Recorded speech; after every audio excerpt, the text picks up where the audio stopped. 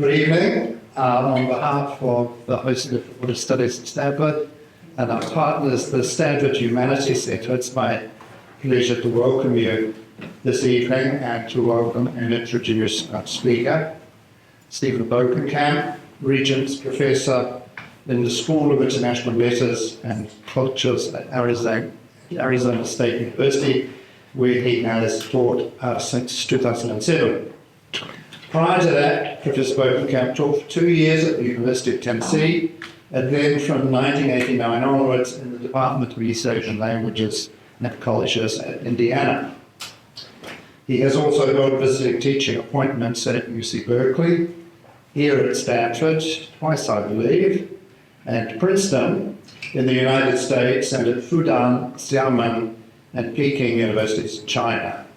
He is the recipient of various awards and fellowships from the Japan Foundation, the Jiangjing War Foundation, the Buddhist Foundation, and the National Endowment for the Humanities, as well as the Institute for Advanced Study at Princeton.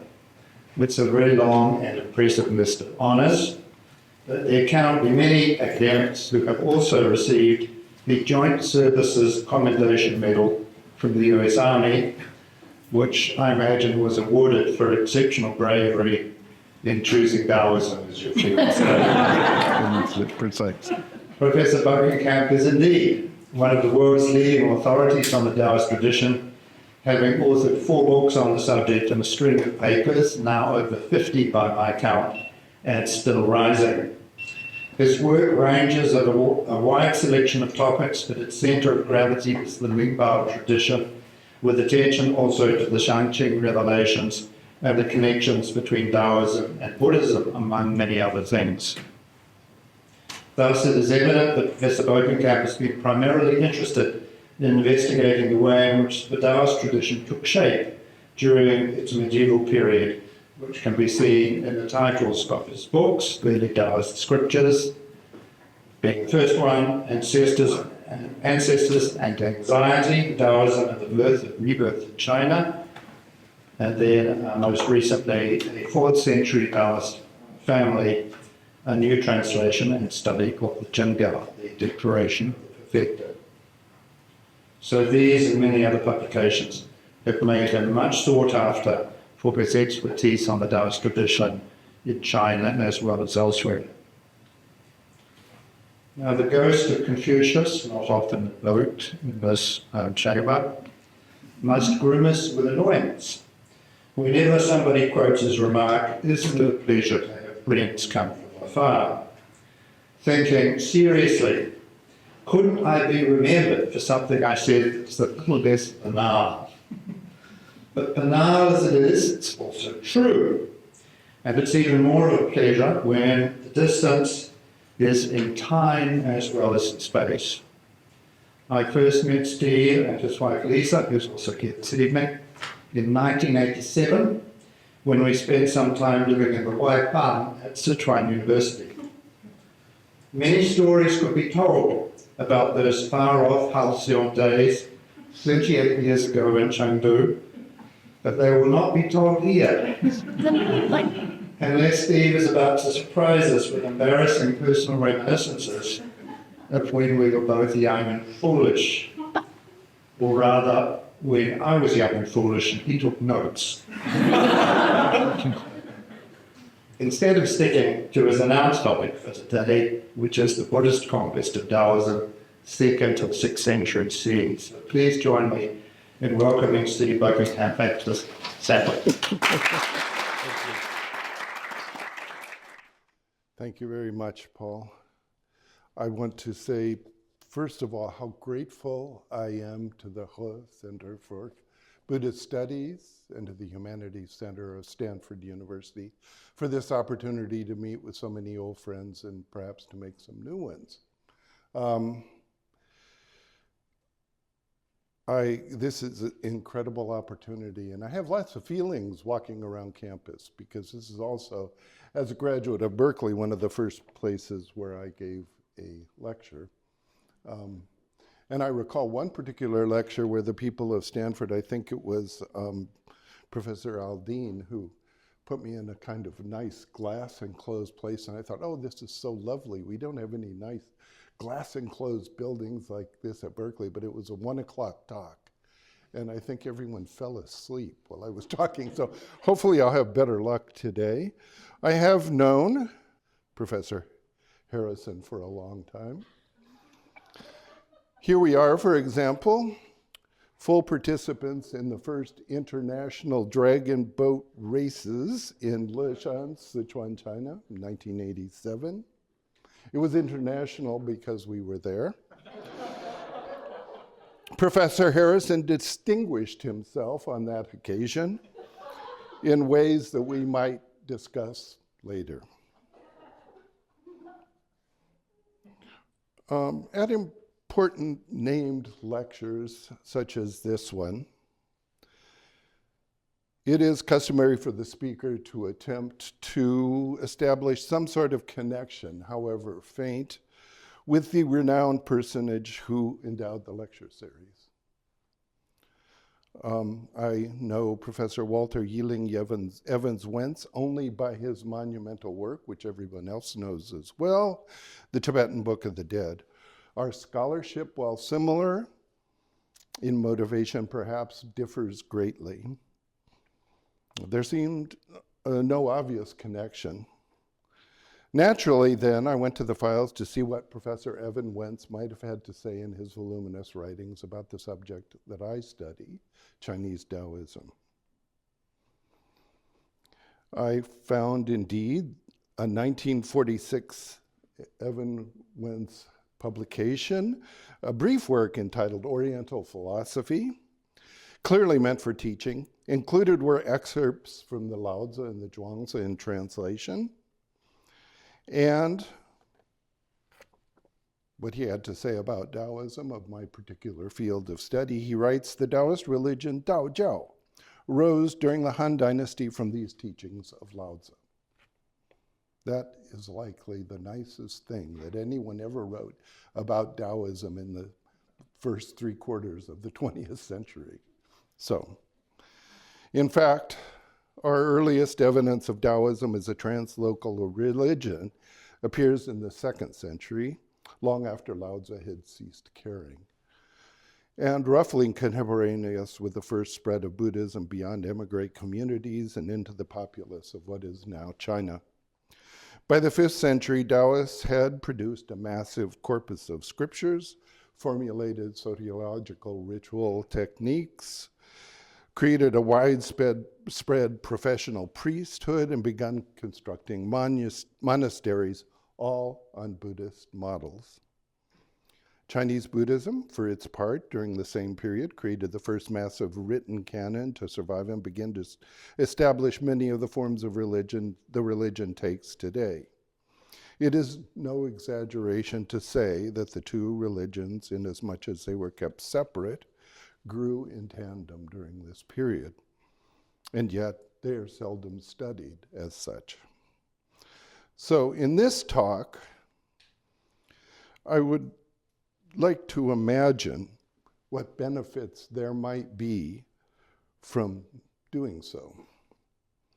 I will make the claim that despite enormous linguistic impediments and the sheer volume of material that would have to be studied, we might want to reconsider the role of Daoism, the defeated opponent, in shaping Chinese Buddhism.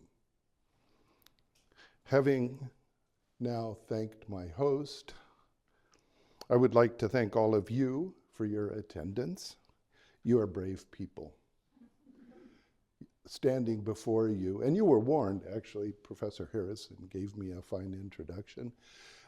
Standing before you is a convicted,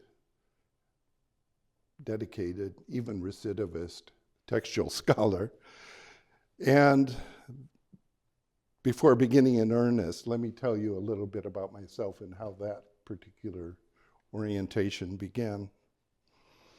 After leaving the Army, where I worked as, no surprise, an analyst, I went to Berkeley to learn philology and Daoism from two teachers, Edward H. Schaeffer and Michelle Strickman.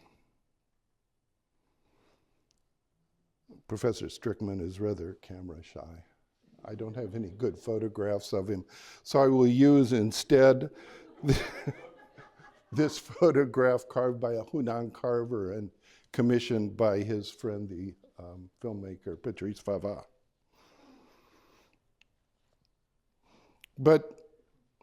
And Professor Strickman, oh, by the way, just in case you don't know Daoism, what he's doing right now is blessing us all with talisman water, so we're good to go. There were other influences that I'd like to introduce to you, kind of side influences, but important nonetheless. As a graduate student, I remember the excitement that surrounded the new works on what we then called the Gnostic Gospels. Works that fundamentally changed what we could know of Christian history. These became known in the late 60s and early 70s through the work of an international group of scholars, including James M. Robinson up the road a bit at Claremont College. I learned about them around 1980, just as I was beginning to study Daoism. I read the work of Elaine Pagels. I became enthralled with the work of Barnes and Peter Brown, who read his lectures with a painful stutter, but whose style of writing was so angelic that audiences waited and rapped for him to get to the end of the sentence. So we learned a lot about the history of Christianity from the effervescence of scholarship surrounding these texts that were called the secret Gospels. We learned how to read and understand the Nicene Creed, that certain stories about Jesus and his disciples were instructed to disprove later versions of Christianity, that Arianism had a definite pedigree, and that Bokenkamp had probably wasted a great deal of his time as an undergraduate slogging through the first massive volume of Jaroslav Prusiak's Christian Tradition, A History of the Development of Doctrine. As Elaine Pagels wrote in 1979, for nearly 2,000 years, the Christian tradition has preserved and revered Orthodox writing that denounced the Gnostics while suppressing and eventually destroying the Gnostic writings themselves. Now, for the first time, certain texts discovered at Nag Hammadi reveal the other side of the coin, how the Gnostics denounced the Orthodox. In short, it is fair to say that we misunderstood the early history of Christianity before Nag Hammadi was made public. But what does this have anything to do with, how does this have anything to do with Daoism and the history of Buddhism in China? I want to argue that the Daoist response to the importation of Buddhism, now only faintly visible, buried in the desert cave, so to speak, testifies to the nature of an event in world religious history comparable in importance to the Council of Nicaea and the spread of Christianity throughout the Roman Empire. Whatever metaphor we choose to characterize this event, from conquest to absorption, we cannot understand it, the Buddhist conquest of China, this world-changing event, without understanding the Cynic response. And that response is most apparent to us, I would argue, in Daoist texts where human beings wrote in the voices of gods, untrammeled by the need to speak in their own voice. Based on my own research, I wish to present for your consideration some evidence surrounding two simple points concerning the knowledge we might gain from Daoist texts on the advance of Buddhism onto Cynic soils.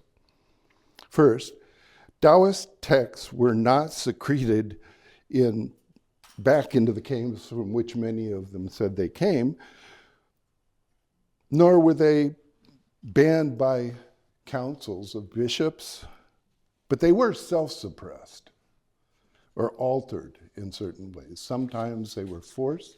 This was imposed upon them. At other times, they seem to have moved that way on their own. I will clarify. My second point is also about erasures. I want to demonstrate a few of the ways in which the very victories of the Buddhist religion in spreading foreign doctrines and practices throughout East Asia have led to the erasure of evidence on how this feat was accomplished. The resistance that Buddhist missionaries and translators encountered when they began to spread their ideas among Chinese-speaking communities quite naturally receive only partial and biased coverage in Buddhist sources. And traditional Chinese historians were strikingly uninterested in religion. In fact, they were interested in voluntary gatherings only when those people carried swords and spears.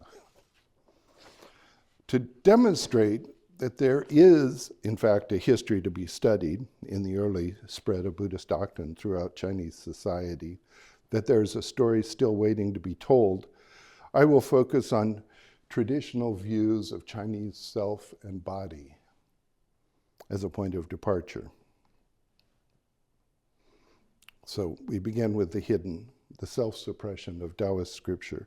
The scriptures of the Daoist canon have not been known much longer than the Nag Hammadi finds. The discovery of the secret scriptures dates to 1945 or so, while the reemergence of the Daoist canon dates only to around 1926.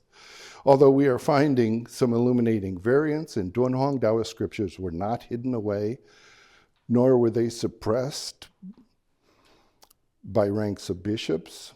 But we scholars do have a good excuse for our diffidence in exploiting what Daoist texts have to say about the development of Chinese Buddhism. Rather than being suppressed by others, Daoist texts were in fact self-suppressed by Daoists themselves. Much of what we want to know is no longer plainly visible. Here are a few bits that were altered, just to give you a taste of what we might hope to find out. A few bits that were altered or removed from 4th to 5th century Daoist scriptures by Daoists, organized into rough categories. First of all, evidence of new ideas about the expansion of space and time. Daoist texts create era names for bygone kalpas. And these kalpa cycles number sometimes tens of thousands of kalpas in length. It's kind of a surprising thing. Mount Sumeru in Daoist texts is overtopped by another enveloping sort of heaven. Many of these expansions were read back into history and are hidden from our view today. Lao Tzu, for example, gained a series of prior lives, and his birth date kept getting pushed back earlier and earlier as the date of Shakyamuni Buddhas tended to change in historical records. Second, we have a kind of introduction of countless Buddhist terms, sometimes albeit with only proximate meanings, and poetry about Buddhist subjects, often in better poetic form than we find in the actual translated sutras themselves. New opportunities for creativity. Daoist texts borrowed Avadana tales from, for instance, Kang Sung Hui and his Liu Du Jijing, and rewrote them to recount for the prior lives of the highest of the Lingbao deities. Another scripture, in a really unlikely move, adopted a tale recounting the penultimate life of the Buddha as a young prince, so good at giving that he gave away his father's prize war elephant, his father's worldly belongings, his own, his family's belongings, his children, finally, in one version, his wife. The Daoists, of course, dealt with that tale rather differently, but they did deal with it. There was the expansion of the ecumene. The habitable world was extended by Buddhism, and that shows up in Daoist texts, where we get kind of centripetal and other flows of of information and knowledge coming from outside as well as knowledge emanating from the center. Methods of voluntary organization is something we might mention. I mean, one example that I wanted to bring up was the Shangqing scriptures, where each of the Shangqing patriarchs had Buddhist disciples who didn't shave their heads, wore Han dress, and would certainly bow before appropriate kings. There was a new attention shown in Daoist texts to the lower classes and to proselytization. In particular, and I understand there's been a class on it here, the Sishar Jiangjing, the very first textual version we have of that text was put into the mouth of Daoist deities. Increased social mobility. The position of women was changed markedly by these religions. For instance, Zhichen's Longnu Jing was written into the very first of the Lingbao scriptures and played a marked kind of role there. There were, and you're all aware of this, changes in art, new social styles. I'll be talking about views of the body, so I want to illustrate this particular point. Professor Kieschnick will appreciate how this could lead to this and this as well. So I have faith that we will eventually derive from these facts a number of interesting new lines of research and interesting findings. Many, many dissertations and books might start here if we would take the time. But aspiring graduate students need to beware because given China's long history with text, the erasures and recastings we see in Daoist scriptures are very, very skillfully done.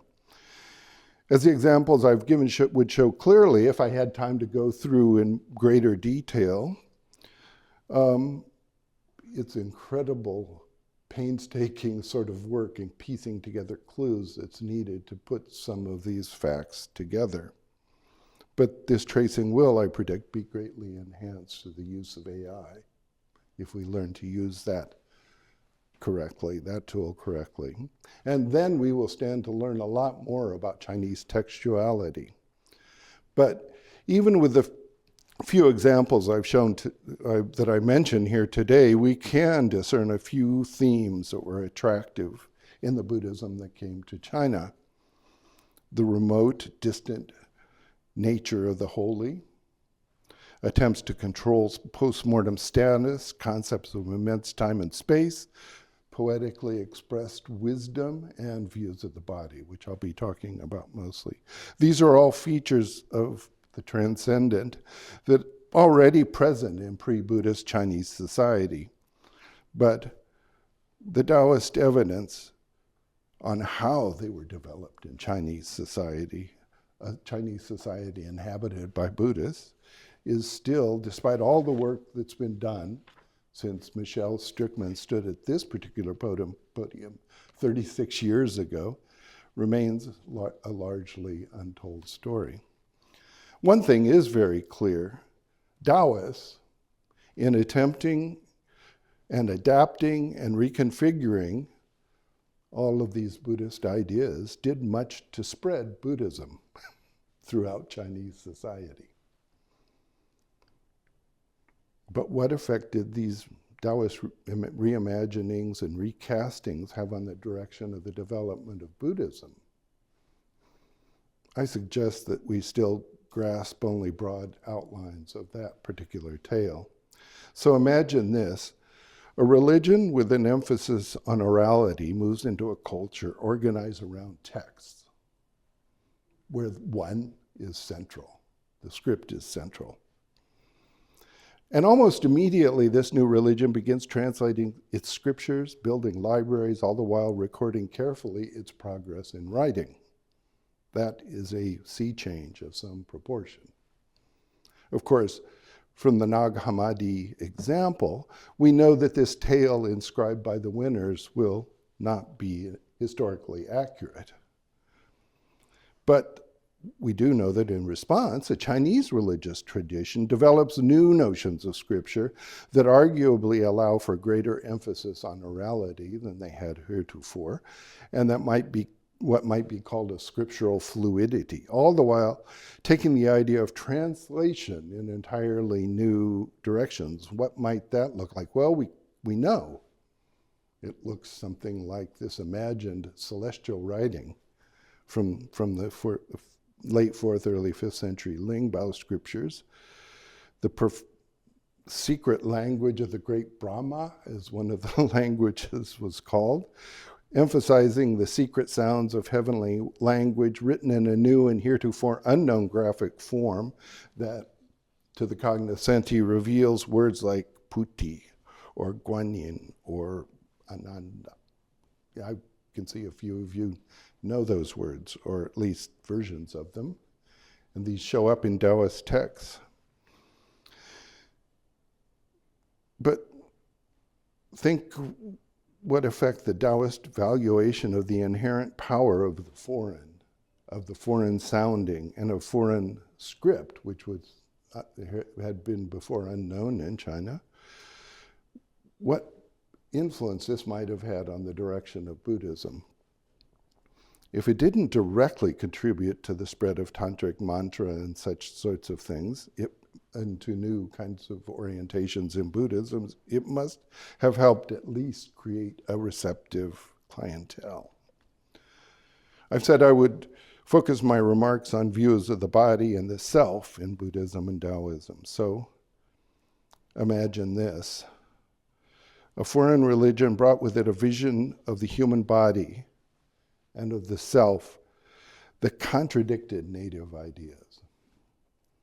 And to make matters more difficult, this foreign religion brought enticing glimpses of paradise and other post-mortem outcomes that depended on this new vision of the body and its possibilities. What would happen then? So when scholars talk about the Chinese response to Buddhism, they tend to turn back to Tsukamuda, a passage that Tsukamuda Zenryu introduced in Yuanhong's Hohanqi. And this text is interesting. It's from, as it says there, the 4th century. It shows a fairly sophisticated understanding of Buddhism already. It says things like their religion is mainly about benevolence. They eschew killing and work at tranquility. It goes on, though, if you keep reading, to say a few things that aren't so friendly. It's founded on the subtle and the distant, but so it's hard to comprehend. Thus the elite, after explaining what personal responsibility and samsara is, the elite facing their own cyclical rebirth and retribution all succumb to debilitating panic. So that doesn't sound so good. What I want to focus, though, is on another phrase that I translate. They clarify the invisible when what they really think is corporeal. And outsiders think it's BS. Yeah. So what the text says literally is something like that which they seek is in the singular whole body, while what they understand or can clarify is beyond sight and hearing, is beyond the senses. Now, I've argued that the multi-spirit body was very common, if not the predominant conception of self in pre-Buddhist China. I hold that the prevalence of mass nouns like water in the Chinese language has tended to obscure for modern translators the fact that the word shen, spirit, in certain contexts should be read in the plural rather than the singular.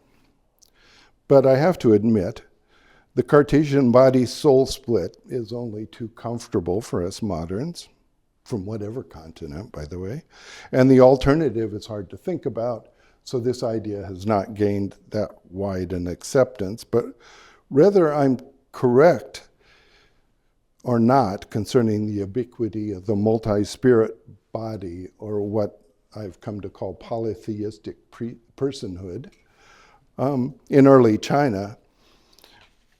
Within Daoist texts, the idea is clearly expressed and continues to be today. Further, it became the basis of early Daoist critiques of Buddhism. A text dated to around 420, promoting Daoist practice to the new Liu Song rulers, criticizes Buddhists, and I think there's a typo here, which is going to get highlighted. Yeah, it should be, the practices of the Buddha do not lead them to actualize the gods of the body. Yeah. It criticizes Buddhists not for their ignorance of bodily spirits, or the spirits that inhabit the human body, but for not teaching adepts how to properly mobilize them. Interestingly, the critique employs a Mahayana-Hinayana distinction and shows some knowledge, too, of the Anapanasati breath-counting method introduced by Anshe Gao in the 2nd century. So I think that Yuan Hong's critique of the outward-facing grandiosity of Buddhist vision might have been stimulated by this Buddhist view of the self. Certainly correlative cosmology, the view that the inner cosmos of the body replicates the outer cosmos, was still common at this time. Buddhists, in their grandiose fashion, then, are being accused of directing their gaze at the great beyond, while the self-perfection really comes from within, not from outside the body. This view of the bodily cosmos was at any rate so common that Daoist texts spend no time at all defending it. Further, even in Daoist texts on the multi-spirit body, its existence is obscured for us modern scholars by the nature of the Chinese language. And so what I'm going to do is now to show you how a Daoist text talks about transmigration to illustrate this point. We could easily translate this first line: when one establishes one's practice and conforms with the Tao, the body and spirits are unified. We could translate it as body and soul. That is, a singular body with a singular life force. We could easily do that, but we would be wrong, because the text goes on to talk about the human body as housing, 36,000 spirits and places for them to live and work. So, chief among these spirits of the body, as everyone probably knows, are the Hun and Po. And there's a big argument within Sinology as to whether Hun and Po are actually two separate souls, or is this what's going on? But in fact, in Daoism, Hun are 3 in number. I translate cloud souls. While the lower body gods, responsible for the lesser involuntary functions for breathing, waste disposal, blood circulation, are yin in nature and are called white souls, Po, in my translation. We'll need to know that to kind of follow along with what happens next. Now, Buddhist translators confronted issues similar to the ones that modern scholars like me face in trying to explain unfamiliar body constructions to people who know perfectly well how their bodies are constructed. It just feels right. I only have one soul. How were these Buddhists to discuss samsara in terms their audiences would understand? They wanted to communicate vital and complex messages concerning the constituents of consciousness and the perfection of the mind, messages that could not be expressed by these clumsy foreign categories, speaking of these somatic entities that were foreign to them. Polytheistic personhood in the cynic mode was a hindrance rather than a help to them. Still, to speak of the transmigrating self, they had to use terms their audiences would understand, emic terms, native terms. The problem is that there were, in Chinese, no real clear ways to express self as an abstract concept. I'm using this Daoist text to illustrate the difficulty one has speaking of the transmigrating self in Chinese. First solution the text uses is the word body to mean oneself. Personal, proper to oneself. But what happens if you want to speak of a self that is separable from the body and that leaves the body behind? The second solution from the same scripture that people tried is to use the first person pronoun.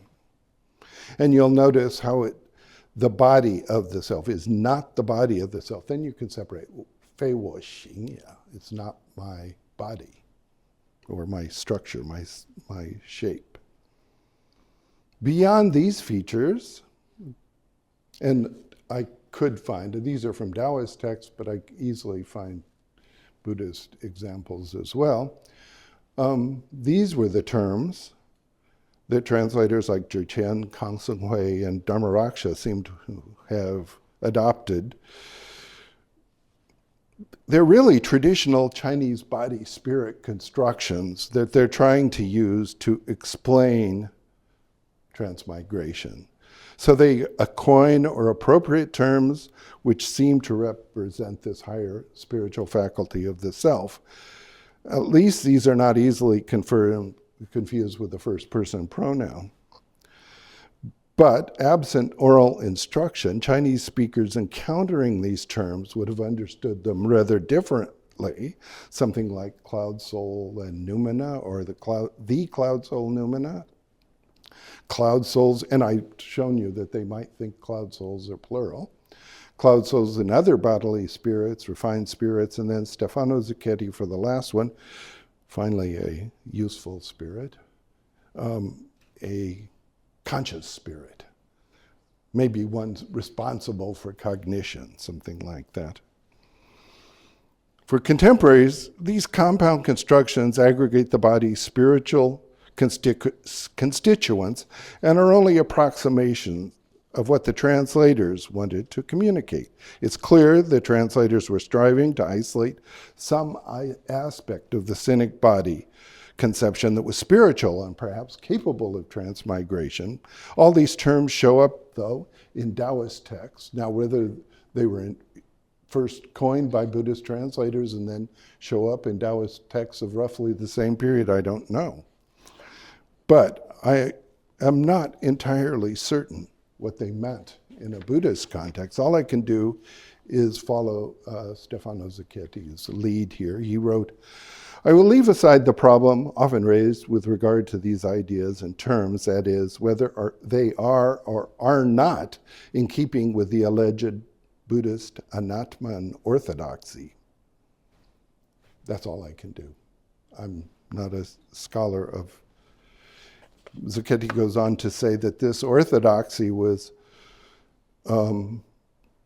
hardly monolithic, even in Indian Buddhism, but that's beyond my area of expertise. What I can tell you, and I'm here to tell you today, and why I made you slog through all of this text, don't say I didn't warn you, is that Buddhist translators do seem to have gotten across the idea that there was some individual self that transmigrated. How do I know this? Recently, I found fascinating evidence that by the end of the 4th century at the very latest, Daoists had been made aware that there was a singular spirit or soul,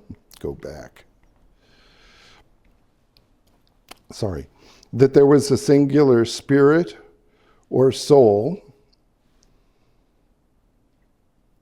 or Atman, if you will.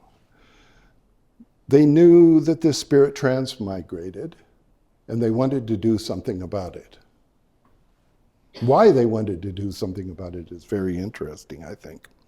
The solution for one group of Daoists was to name the transmigrating spirit and construct meditation rituals, because they were used to manipulating the spirits of their body, construct meditation rituals by which this spirit could be introduced to the other spirits of the body and joined with them, so that one could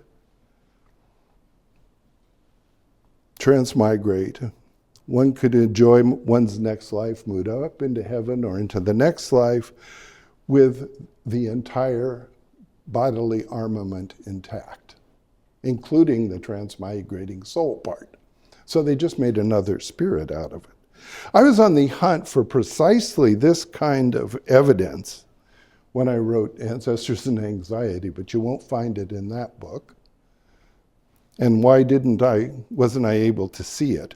The reason, well, for one thing, it was hidden for roughly 2 decades because the scripture that introduced the method was altered after only about 80 years after Daoism, who I'll introduce in a minute, wrote about it, probably around 480. By 480, the text had been changed. And it was pretty thorough job. Second, though, my only access to Dunhuang scriptures at that time was photolithographic copies from a Fuchi-Dinji's volume, and this is kind of what it looked like. Couldn't read it, couldn't read the footnotes, the important part. So, thank goodness for the International Dunhuang Project. We have here a copy of the scripture. This is from the Dunhuang manuscript, several Dunhuang manuscripts. I can give you the numbers later that Ofuchi Ninji had identified as part of a single document to which he gave the name Zuwen Xingshi Jia. I have been able to show that the document is actually a missing part of Daohongjing. So Daohongjing, there's his name. Dangzhen Ninjue, Concealed Instructions on the Ascent to Perfection. I'll call it Concealed Instructions.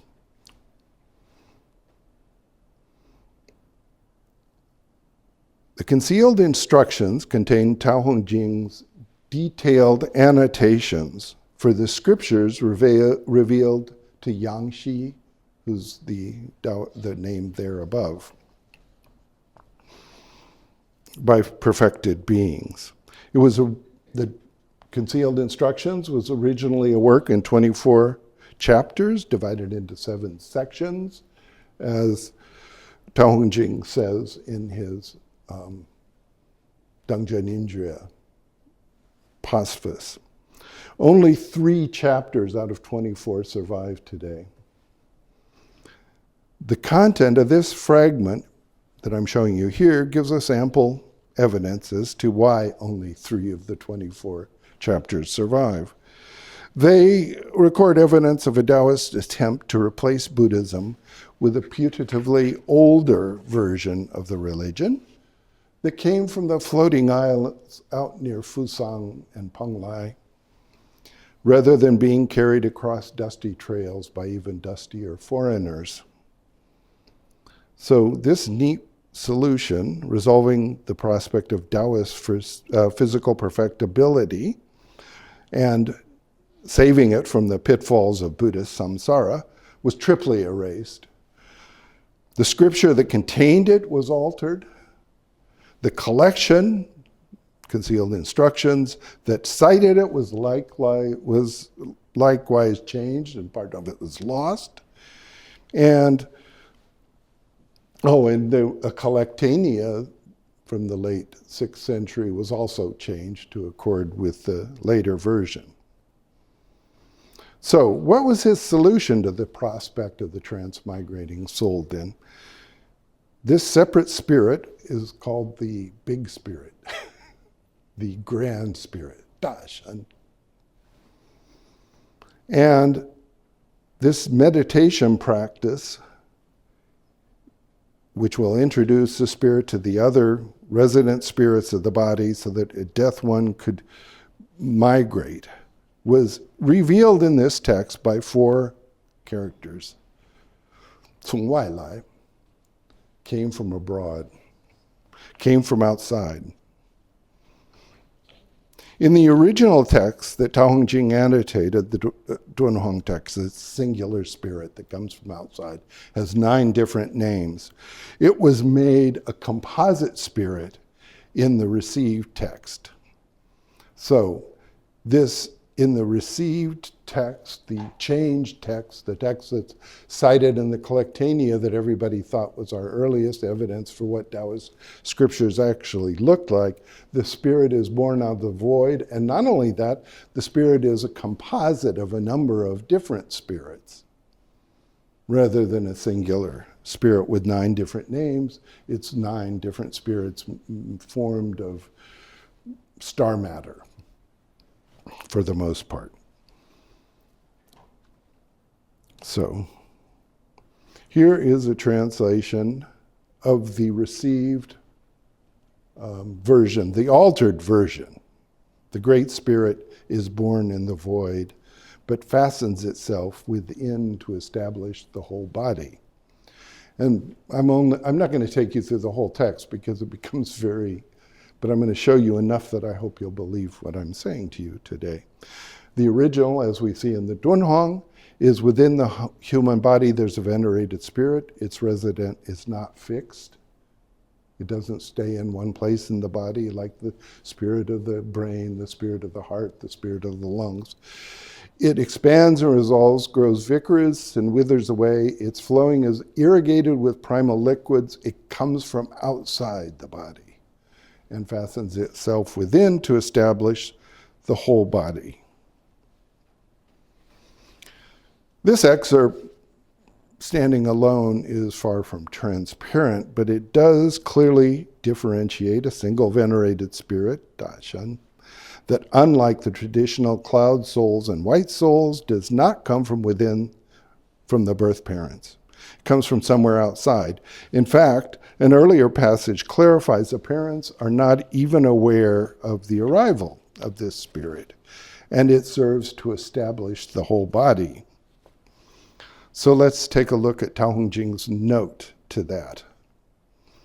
As for the Great Spirit, he writes, well, first of all, he writes the cloud souls and white souls come from the fluids of the father and mother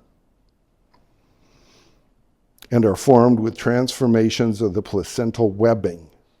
Then he describes what is yang and yin of the cloud souls and white souls.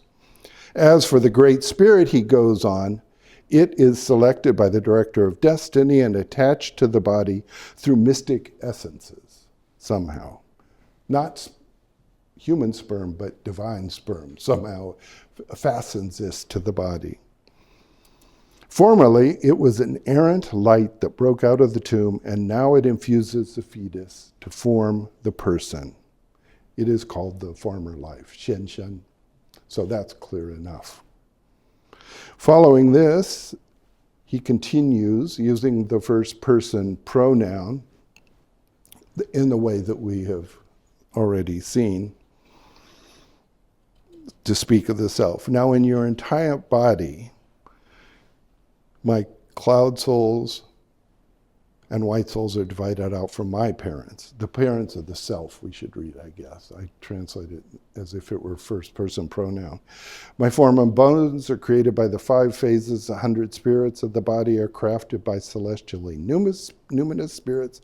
Knowledge and desires are controlled by infusions of chi states, but when it comes to longevity, birth and death dates, my status, my fate, my karmic inheritance, even my rebirth into the 5 paths, and up to, I think the word there would be nirvana, medu, as Daoists understood it, but it's not there.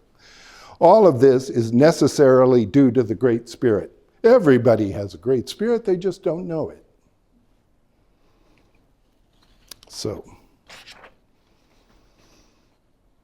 the Grand Spirit is, as Buddhists had claimed all along, shown responsible for rebirth in one of the 5 paths.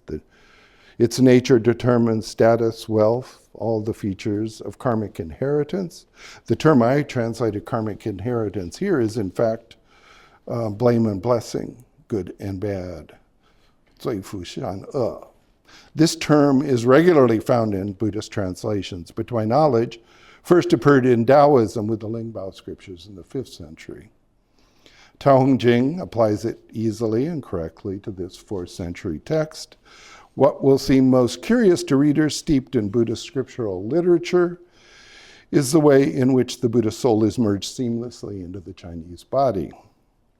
None of the earlier constituents of consciousness and humanity were banished. All have a role to play in the teeming continent of the self. It is just that now space is given as well to this foreign spirit, that having broken out of some other unknown person's tomb, seeps into the new body just as it's being built. Responding to this, the inner scripture of the 9 perfected, the scripture Tao is glossing, lays out a solution to the unexpressed threat of the transmigrating soul. One may use the grand spirit to rebuild the body from a visualized conception on through a series of actualization practices that last for a full year. These practices are coordinated by movements of the grand spirit through the 9 parts of the body. During these transformations, the grand spirit appears in actualization exercises as a baby, just born, with different colors and names. Finally, we find the purpose of all of this effort. If, the text goes on, when you die, you enter the palace of Great Yin, where the body will come before the 3 officers of the underworld. Then the Grand Spirit will summon your cloud souls. Grand Unity will guard your frame. The spirits of the 3 primes will guard your chi, and the Most High will control your cloud souls. As a result of all this, your bones and flesh will not rot. Your 5 viscera will not decay. You will be able to be reborn, either male or female, as you wish. You might enter into nothingness or be reborn into heaven and earth. This is how the Daoist builds his or her body through stillness and moves the chi of the Grand Spirit to respond. That grand unity guards the corpse to return to life is profoundly marvelous, profoundly marvelous. And then Dunhuang goes on with a little more detail. On the day you die, you will be no different from when you were alive. Even after you're laid in your coffin, you will still be like a living person. Even after decades, your skin and bones will be like new. The Grand Spirit, 9 perfected, will summon your cloud souls, not allowing them to scatter wildly and become ghosts.